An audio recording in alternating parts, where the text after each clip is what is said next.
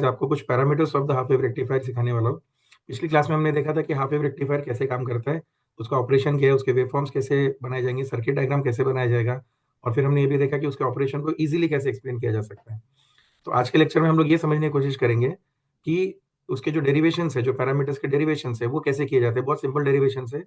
अगर आप ध्यान से सुनते रहेंगे एंड तक तो आपको समझ में आएगा कि it is not so tough, it is one of the easiest thing that you can understand. तो जो सबसे पहला पैरामीटर है वो है हमारा एवरेज डीसी। ओके, एवरेज का मतलब हम लोग समझते हैं कि कोई भी चीज में अगर वेरिएशंस है तो हम लोग उसको इक्वल डिस्ट्रीब्यूशन देने के लिए हम लोग एवरेज निकालते हैं। तो यहाँ पे हम लोग एवरेज वोल्टेज या करंट की बात कर रहे हैं। तो वोल्टेज और करंट में कोई खास डिफरेंस नहीं है, दोनों का डेरिवेशन सेम ही जाएगा, क्योंकि हम लोगों को पता है कि voltage is directly proportional to current. तो जैसा वोल्टेज का वेवफॉर्म वेरी करेगा वैसे ही मेरा करंट का वेवफॉर्म भी वेरी करेगा। तो इसलिए आपको ध्यान में रखना है कि अगर एग्जाम में करंट का डेरिवेशन पूछा जाए तो आपको सिर्फ वोल्टेज निकाल के वहां पे करंट लिखना है। फॉर एग्जाम्पल, जैसे मैंने यहाँ पे वीएम लिखा है, आप इसको निकाल के आई एम कर दोगे। वी आउट लिखा है, आप उसको निकाल के आई आउट कर दोगे। ये हो गया पहला मतलब पहली चीज जो हमें समझना है। अब दूसरी चीज जिस पे ध्यान देना है, तो यहाँ पे हम लोगों का जो ग्राफ है that is with respect to omega t है। तो ओमेगा टी का मतलब क्या होता है, ओमेगा टी क्या रिप्रेजेंट करता है, अगर हम ध्यान से देखें या फिर अगर हमको पता है कि omega always stands for 2 pi F.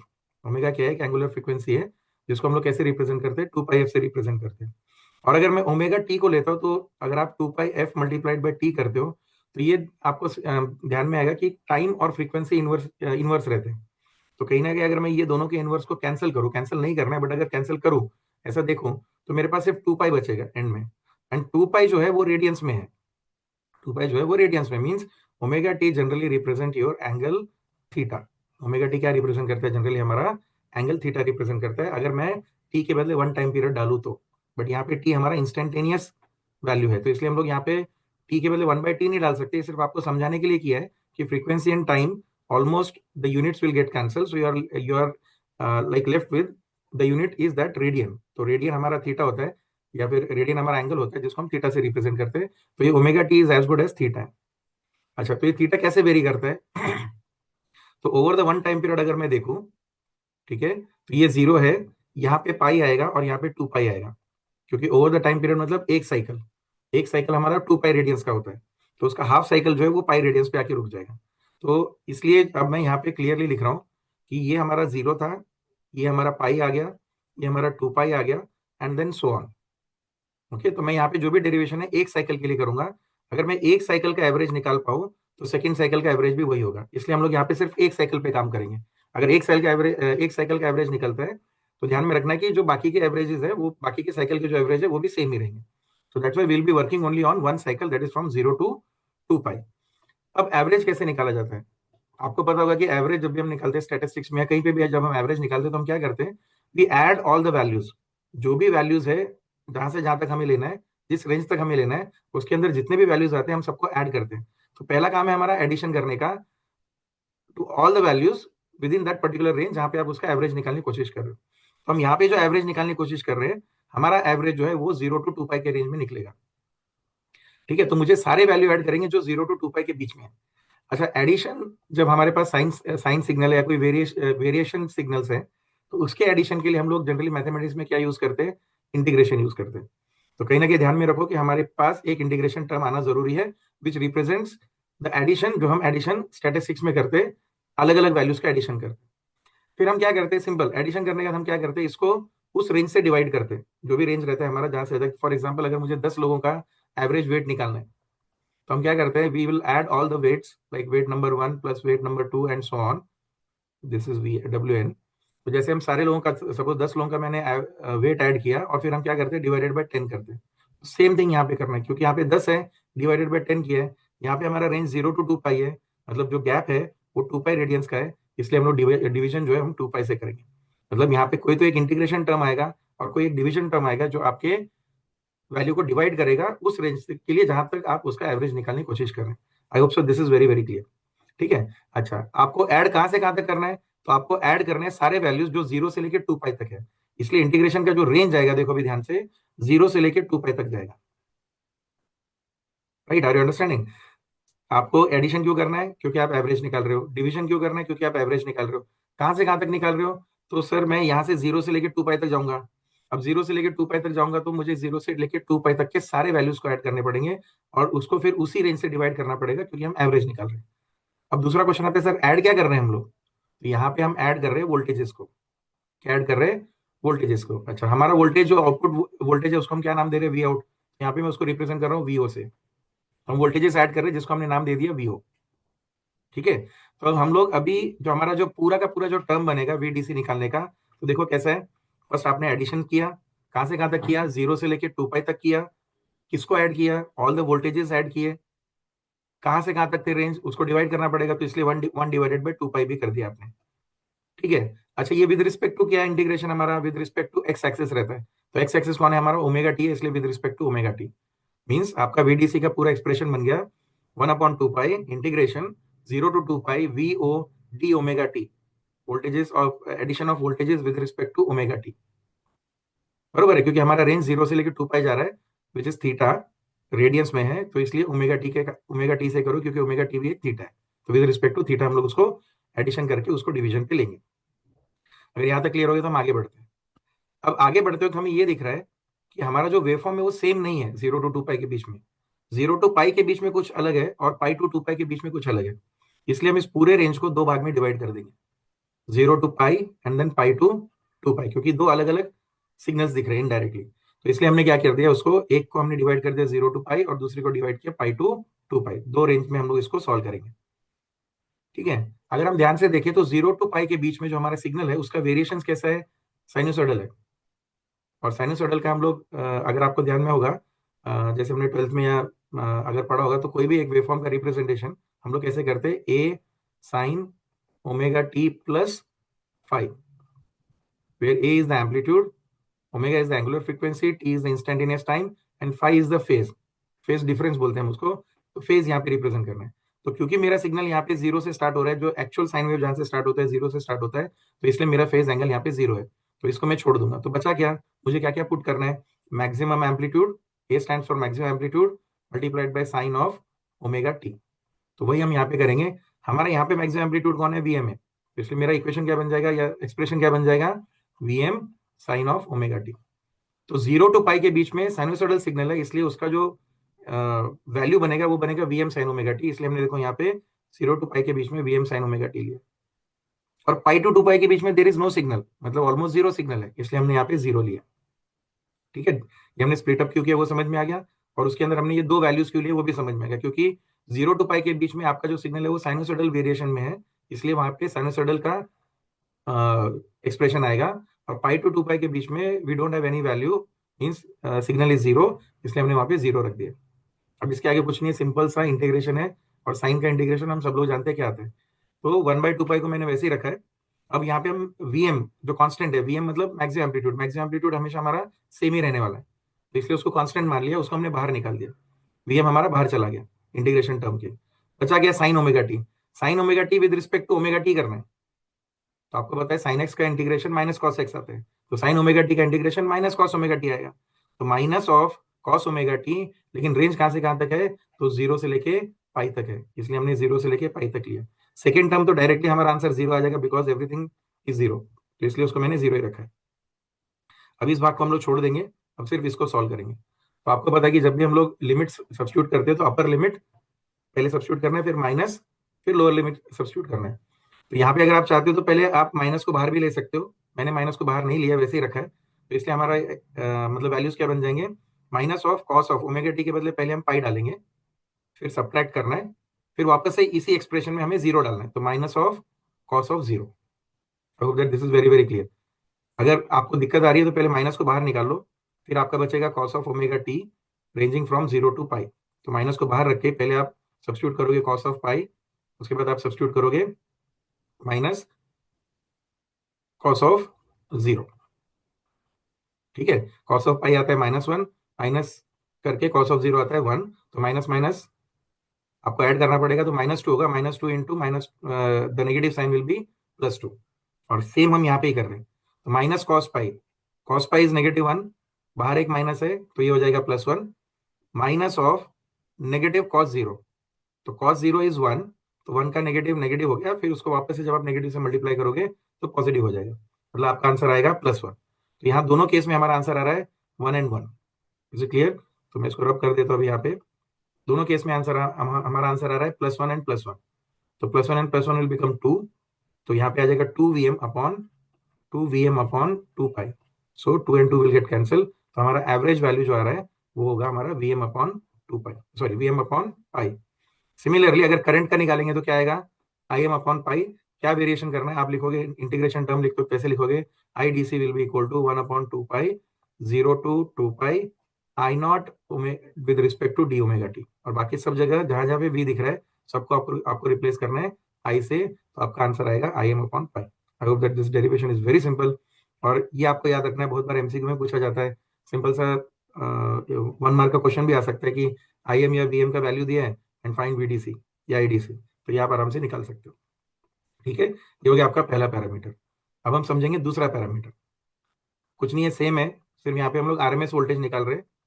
आपको पता है RMS stand for root of mean of squared values. ठीक है ना? तो बस आपको इतना ही ध्यान में रखना है, ये जैसे जैसे बोला गया वैसे वैसे हम लोग को करते जाना है। तो सबसे पहले क्या लेना है हमको? स्क्वायर्ड वैल्यूज लेने हैं। किसके लेने हैं? वही सेम आउटपुट के। तो इसलिए देखो हमने पहले क्या लिया? स्क्वायर्ड वैल्यूज, मतलब VO स्क्वायर हो गया। फिर हमने मीन निकाला है। मीन निकाला मतलब अभी जैसे हमने एवरेज निकाला था DC, that itself is the mean. तो वो कैसे निकालेंगे? अगेन एडिशन, कहां से कहां तक? 0 से लेकर 2 पाई तक, और डिवाइड करेंगे फिर 2 पाई से। तो ये निकल गया आपका मीन। ये हो गया आपका स्क्वायर्ड वैल्यूज। ये हो गया आपका मीन वैल्यू। और फिर क्या करना है? उसका स्क्वायर रूट निकालना है। तो इसलिए हमने उसका स्क्वायर रूट ले लिया। आई hope that this is very very simple.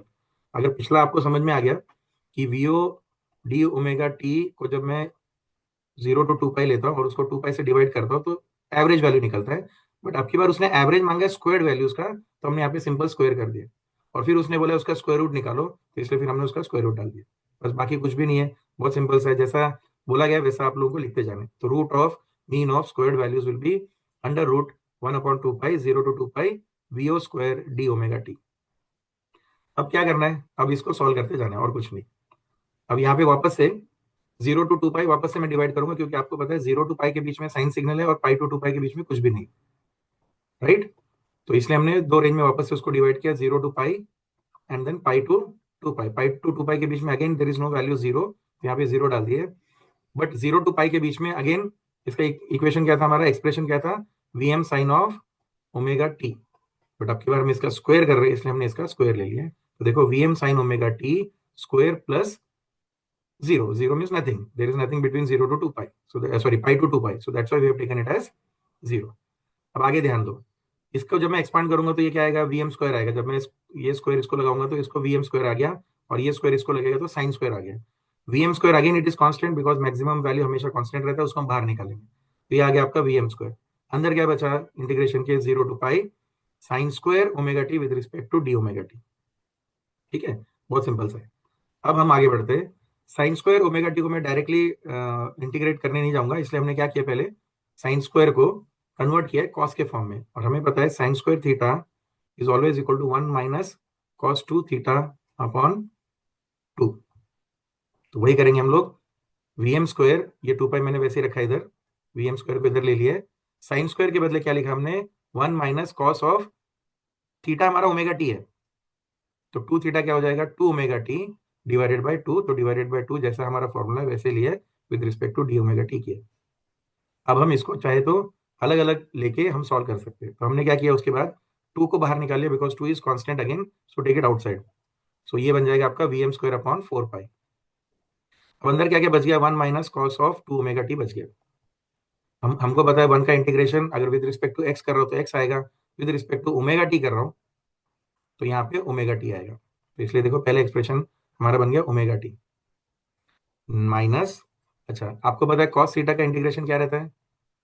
Minus of, sorry, cos theta का इंटीग्रेशन रहता है साइन थीटा। इसलिए हमने ये माइनस को वैसे ही रखा है, ये माइनस हमारा एज इट इज आ गया इधर। उसके बाद कॉस का इंटीग्रेशन क्या हो गया? साइन। तो साइन ऑफ 2 ⍵t। और हमें पता है कि कॉस ऑफ ए थीटा का इंटीग्रेशन अगर मैं विद रिस्पेक्ट टू थीटा करता हूं तो क्या आएगा? साइन थीटा अपॉन ए। और ए का वैल्यू यहाँ पे 2 है। देखो ए थीटा, ये थीटा है, ये ए है। तो क्या आएगा? Sine of 2 ⍵t upon 2। कहां से कहां तक? सॉरी, ये पाई टू 2 पाई नहीं है, 0 to 2 0 to पाई है। इसको हमें 0 to पाई ही लेना है, नॉट पाई टू 2 पाई। थोड़ा सा ये गलत हो गया है, इसको हमें 0 to पाई लेना, क्योंकि हमारा रेंज 0 to पाई है। पाई टू 2 पाई तो हमारा आंसर 0 था, तो इसलिए उसको चेंज करेंगे, इसको 0 to पाई ही लेंगे। तो जो मैंने आपको डॉक्यूमेंट भेजा है उसमें भी चेंज कर लेना, इसको 0 to पाई लेंगे हम लोग, ठीक है ना। तो इसके हिसाब से हमारा थोड़ा सा आगे का भी चेंज होगा, ठीक है। चलो, सिर्फ ध्यान में रखना है कि ये हमारा 0 है, ये हमारा पाई है। अब वीएम स्क्वायर अपॉन 4 पाई, पहले क्या सब्स्टिट्यूट करेंगे, अपर लिमिट ओमेगा टी के बदले पाई और फिर lower limit 0। So upper limit pi, lower limit is 0, दोनों को सब्ट्रैक्ट करना है। Minus sine of 2 omega t, तो 2 ओमेगा टी के बदले पहले यहाँ पे 2 पाई नहीं रखेंगे हम लोग, फिर पाई रखेंगे क्योंकि वो चेंज हो चुका है। So sine of 2 pi minus sine of 2 pi नहीं आएगा, यहाँ पे साइन ऑफ 2 इंटू 0 आएगा। तो पहले पाई सब्स्टिट्यूट करेंगे ओमेगा टी के बदले और फिर एक बार 0 सब्स्टिट्यूट करेंगे। तो साइन ऑफ 2, जो 2 यहाँ पे था, फिर पाई को सब्स्टिट्यूट किया तो 2 पाई माइनस साइन ऑफ 2, और उसके बाद 0 सब्स्टिट्यूट करेंगे तो 0 आ जाएगा। हमको पता है साइन ऑफ 2 पाई भी 0 आएगा, साइन ऑफ 0 भी 0 आएगा, तो इसलिए ये पूरा का पूरा जो हमारा वैल्यू है that turns out to be 0। तो बचा क्या, सिर्फ पाई बच गया, इधर एक ही वैल्यू बच गया। तो इसलिए क्या आ गया हमारा आंसर, देखो square root of V M square upon 4 pi multiplied by pi. Pi और पाई को कैंसिल कर देंगे तो हमारा आंसर आएगा square root of V M square upon 4। आपको पता है वी एम स्क्वायर का स्क्वायर रूट वी एम आएगा, 4 का स्क्वायर रूट 2 आएगा, तो हमारा आंसर हो गया वी एम अपॉन 2, ठीक है। अगर आप ध्यान से देखोगे तो यहाँ पे हमारा वी आर एम एस आ गया वी एम अपॉन 2। सिमिलरली अगर करंट के बारे में पूछेगा तो क्या करना है, आई एम अपॉन 2, ठीक है।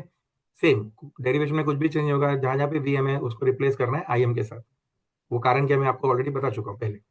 सिर्फ ये ध्यान में रखो कि नोट्स में और यहाँ पे मेरे वीडियो में भी इसको आपको चेंज करना है 0 से लेके पाई के बीच में। तो यहाँ पे सिर्फ पाई आएगा और यहाँ पे सिर्फ 0 आएगा, ये थोड़ा सा आप चेंज करके लो, जो गलत हो गया उसको आपको चेंज करना है। 0 to पाई है क्योंकि पाई टू 2 पाई ऑलरेडी हमने उसको 0 कर दिया, ये हमारा integration is only from 0 to पाई, ठीक है। तो ये हो गया आपके आरएमएस का डेरिवेशन, ये हो गया आपका दूसरा पैरामीटर। अब जो तीसरा पैरामीटर है वो है हमारा रिपल फैक्टर। पहले हम समझेंगे कि रिपल क्या होता है। रिपल का मतलब होता है कि कितना वेरिएशन आ रहा है। हमें एक्सपेक्टेड क्या था, डीसी एक्सपेक्टेड था, और हमें आउटपुट कैसा मिल रहा है, चेंजेस वेव फॉर्म में कैसे आ रहे हैं, पल्सेस दिख रहे हैं। तो कितने चेंजेस है, कितना, हमको स्ट्रेट लाइन चाहिए था, we were expecting straight line but we are getting some changes. तो चेंजेस को समझाने के लिए एक फैक्टर हमने बनाया जिसको बोला गया रिपल फैक्टर। जितना रिपल फैक्टर आपका बड़ा रहेगा उतना वो अच्छा डीसी नहीं है, जितना रिपल फैक्टर आपका छोटा रहेगा उतना वो अच्छा है। एक्सपेक्टेड आइडियल रिपल फैक्टर हमें 0 चाहिए, क्योंकि अगर इसमें कोई वेरिएशन नहीं है मतलब इसमें कोई रिपल्स नहीं है। रिपल का मतलब होता है डिस्टर्बेंस। जैसे हम लोग कोई अगर आप क्या बोलते हैं हम उसको, कोई पॉन्ड, पॉन्ड मतलब जहाँ पे पानी रहता है, अगर हम उसमें एक पत्थर डालते हैं तो उसमें रिपल्स क्रिएट होते हैं, वेव फॉर्म। तो वो वेरिएशन जो पहले स्टिल था उसमें रिपल 0 था, जैसे आपने पत्थर डाला तो उसमें रिपल्स क्रिएट हो गए, ठीक है ना। तो उसका फैक्टर जितना बड़ा हमारा रिपल क्रिएट होगा उतना बड़ा फैक्टर आएगा। तो हमें एक्सपेक्टेड की आइडियली कि हमारा रिपल फैक्टर 0 होना चाहिए, मतलब कोई रिपल फैक्टर नहीं होना चाहिए, सिंपल। तो इस ये वाले फैक्टर को आज हम डिराइव करेंगे कि हाफ वेव रेक्टिफायर में कितना रिपल फैक्टर है। तो पहले समझ लेते हैं हम लोग कि रिपल फैक्टर का फॉर्मूला कैसे बनता है।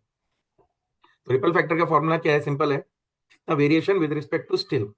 तो वेरिएशन हमारा वीएसी हो गया, स्टिल हमारा वीडीसी हो गया। वीडीसी मतलब एवरेज, और रिपल मतलब उसके ऊपर, मतलब कितना वेरिएशन आ रहा है वो हमें एसी वोल्टेज देगा। तो इसलिए हम लोग पहले एसी वोल्टेज का वैल्यू कैसे निकालना है वो हम समझ लेते हैं। तो ये हमारे पास formula already, V R M S square is always equal to V A C square plus V D C square. तो यहाँ से हम लोग वी ए सी का वैल्यू निकालने की कोशिश करेंगे। तो पहले हम वीडीसी को दोनों तरफ से सब्ट्रैक्ट करेंगे तो हमारा बनेगा answer V A C square equal to V R M S square minus V D C square. ये आपको पता है, इक्वेशन आप सॉल्व कर सकते हो। वी डी सी वहां पे चला जाएगा, ऐसा बोलते हैं हम लोग मैथमेटिक्स में, बट जाता नहीं है, हमको दोनों तरफ सब्ट्रैक्ट करना पड़ता है, तो वी डी सी स्क्वायर आ जाएगा।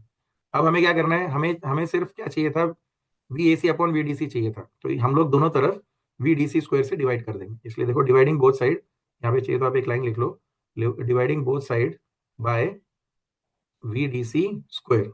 तो दोनों को हम वी डी सी स्क्वायर से डिवाइड कर लेंगे। तो हमारे पास क्या बन जाएगा अभी answer, V A C upon V D C का स्क्वायर इक्वल टू ये जो भी आपको आरएचएस में दिख रहा है। अच्छा, अगर ये इक्वल टू इतना है, स्क्वायर अगर इतना आ रहा है, तो इसका वैल्यू कितना आएगा, V A C upon V D C take square root on both sides. तो यहाँ पे आप लिख सकते हो एक और line, take square root on both the sides. If I take the square root on both the sides, square will be disappearing from the LHS.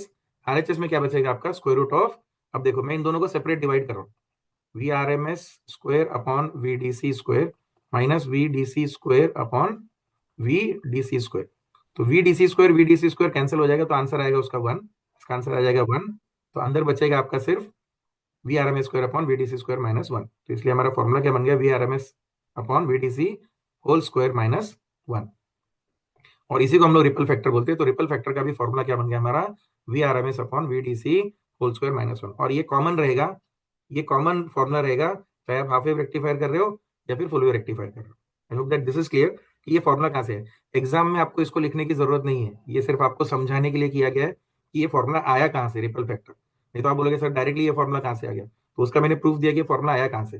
But exam में ये सब नहीं लिखना है, this is not needed. You can directly start with ripple factor is equal to V R M S upon V D C whole square minus 1 square root of that. ठीक है, आपको यहाँ से स्टार्ट करना है, ये जस्ट हमारे reference के लिए, इसलिए मैंने राइट साइड पे लिखा है, this is only for reference, ये ध्यान में रखो। चलो अब आगे बढ़ते हैं। अब वीआरएमएस और वीडीसी हमने ऑलरेडी कैलकुलेट कर लिया था, ऊपर के दो डेरिवेशन में हमने निकाले। वीआरएमएस क्या निकला था अपना वीएम अपॉन 2 और वीडीसी क्या निकला था VM upon pi. Now just simply substitute solve it, you will get your answer. और कुछ नहीं करना है, फॉर्मूला याद रखना है, वैल्यू सब्स्टिट्यूट करना है और आंसर निकालना है। तो वीआरएमएस के बदले क्या लिखा हमने वीएम अपॉन 2 और वीडीसी के बदले क्या लिखा हमने वीएम अपॉन पाई, उसका स्क्वायर माइनस 1। तो आपको दिख रहा होगा V M and V M will get cancel, pi हमारा ऊपर चले जाएगा और ये स्क्वायर है इसलिए पाई स्क्वायर अपॉन 4 हो जाएगा माइनस 1। अब ये आप कैलकुलेटर यूज करके square root of pi square upon 4 minus 1 directly भी निकाल सकते हो, तो आपका आंसर आएगा 1.21। तो यहाँ पे रिपल जो है बहुत बड़ा है, 1 से ग्रेटर मतलब मोर देन 100% हो गया। 1 को जनरली हम लोग कैसे लिखते हैं 100%, तो ग्रेटर देन है 1%। तो ये रिपल फैक्टर हमारा बहुत ही बेकार है, इसलिए हम लोग हाफ वेव रेक्टिफायर यूज नहीं करते। ये सिर्फ अंडरस्टैंडिंग के लिए हम लोग सीख रहे हैं, actually practically half wave rectifier हम लोग नहीं यूज करते, हम लोग फुल वेव रेक्टिफायर ही यूज करते हैं। मार्केट में जब आप रेक्टिफायर सर्किट खरीदने जाओगे तो आपको फुल वेव रेक्टिफायर ही देगा। तो इसलिए ध्यान में रखो कि ये सिर्फ हमें समझने के लिए कि हमने हाफ वेव रेक्टिफायर को क्यों छोड़ दिया, और छोड़ने का कारण है कि उसका रिपल फैक्टर बहुत बड़ा है और उसकी एफिशिएंसी भी हम चेक करेंगे नेक्स्ट इसमें, इसकी मतलब हमारे डेरिवेशन में, तो आपको पता चलेगा कि उसकी एफिशिएंसी बहुत खराब है। इसलिए हम लोग हाफ वेव रेक्टिफायर यूज नहीं करते, इसलिए इसको डिस्कार्ड कर देंगे। ये सिर्फ हमारे नॉलेज के लिए है जो हम लोग ये सीख रहे हैं, अदरवाइज प्रैक्टिकल लाइफ में हम इसको यूज नहीं करने वाले। ठीक है, तो ये हो गया आपका रिपल फैक्टर। अब जो लास्ट डेरिवेशन है आपका, जिसको मैंने अभी अभी थोड़ी देर पहले बताया कि इसका एफिशिएंसी भी खराब है, तो अभी हम लोग वो देखेंगे कि इसका एफिशिएंसी कितना है। तो एफिशिएंसी क्या होता है हमारा, हमेशा आउटपुट अपॉन इनपुट। तो आउटपुट यहाँ पे हमारा डीसी है, इनपुट हम लोग उसका आरएमएस लेंगे। तो यहाँ पे क्योंकि जब भी आपको पता है एफिशिएंसी की बात करते हैं, जैसे जब भी आप किसी भी चीज की एफिशिएंसी की बात करते हैं, हम लोग उसके पावर की बात करने की कोशिश करते हैं। तो यहाँ पे हमारा जो नीटा है, दैट इज आपका efficiency is given by DC output power divided by RMS input power. तो इसलिए हमने क्या ले लिया, सॉरी आरएमएस आउटपुट पावर, मतलब दोनों का आरएमएस लेना है। तो हमने क्या कर दिया यहाँ पे VDC square divided by RL. और अच्छा, पावर का फॉर्मूला हमें पता है क्या है, वी स्क्वायर अपॉन आर। हमारे सर्किट में वी स्क्वायर तो इधर था, तो आर कौन था हमारा, आरएल था ना, लोड रेजिस्टेंस। अगर आप हाफ वेव रेक्टिफायर ध्यान से देखोगे तो कुछ ऐसा था, राइट, हमारा सर्किट। तो यहाँ पे रेजिस्टेंस कौन है, आरएल है। तो इसलिए हमारा फॉर्मूला क्या बन जाएगा, डीसी की बात कर रहे हैं इसलिए V DC square divided by RL, RMS की बात कर रहे हैं इसलिए V RMS square divided by RL. बस अभी हमें इसको सॉल्व करना है, जो आंसर आएगा वो आंसर लिखना है। तो RL RL will get cancel, V DC का वैल्यू हमने ऑलरेडी डिराइव किया हुआ है VM upon pi, V RMS का वैल्यू हमने ऑलरेडी डिराइव किया दैट इज वीएम अपॉन 2। तो उसको सब्स्टिट्यूट करो और स्क्वायर करो, VM square in the numerator and the denominator will get cancel.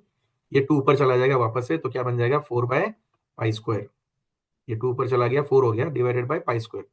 ठीक है, 4 बाय पाई स्क्वायर जब आप इसको सॉल्व करोगे तो इसका आंसर समवेयर अराउंड 0.406 के करीब आएगा, 405 समथिंग आएगा, उसको राउंड ऑफ कर दिया हमने, तो 0.406 आएगा।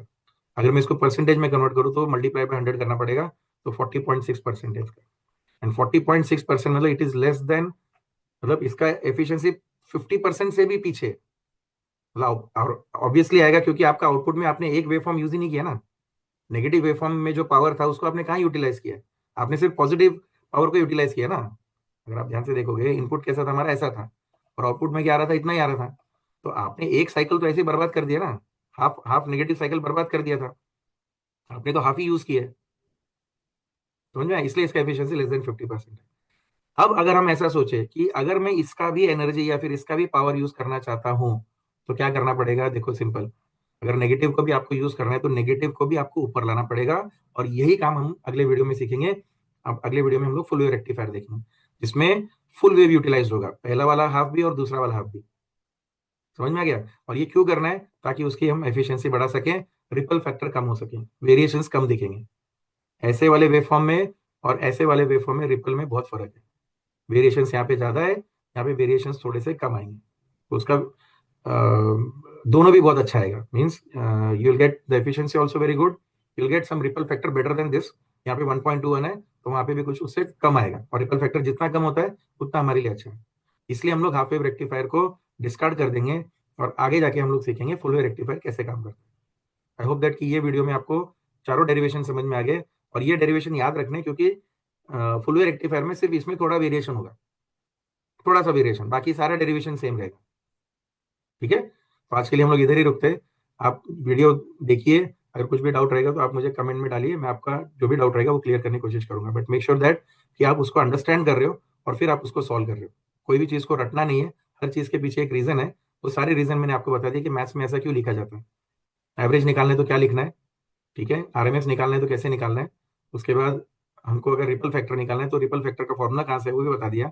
वो आपको एग्जाम में डिराइव करने की जरूरत नहीं, आपको सिर्फ फॉर्मूला यूज करके सब्स्टिट्यूशन करके आंसर निकालना है रिपल फैक्टर का। सिमिलरली एफिशिएंसी भी हम कैसे निकालते हैं, तो डीसी वर्सेस आरएमएस, तो इसलिए हमने यहाँ पे पीडीसी वर्सेस पीआरएमएस लिया, फिर हमने उसको सॉल्व किया, और हमारा एफिशिएंसी भी 40.6% है, जो बहुत कम है। इसलिए हमारा कंक्लूजन क्या निकल रहा है कि we are not going to use half wave rectifier. इसका सॉल्यूशन क्या है, तो इसके आगे फिर लोगों ने स्टडी किया और फुल वेव रेक्टिफायर बनाया, जो हम नेक्स्ट क्लास में देखेंगे। ओके, चलो फिर टेक केयर, बाय।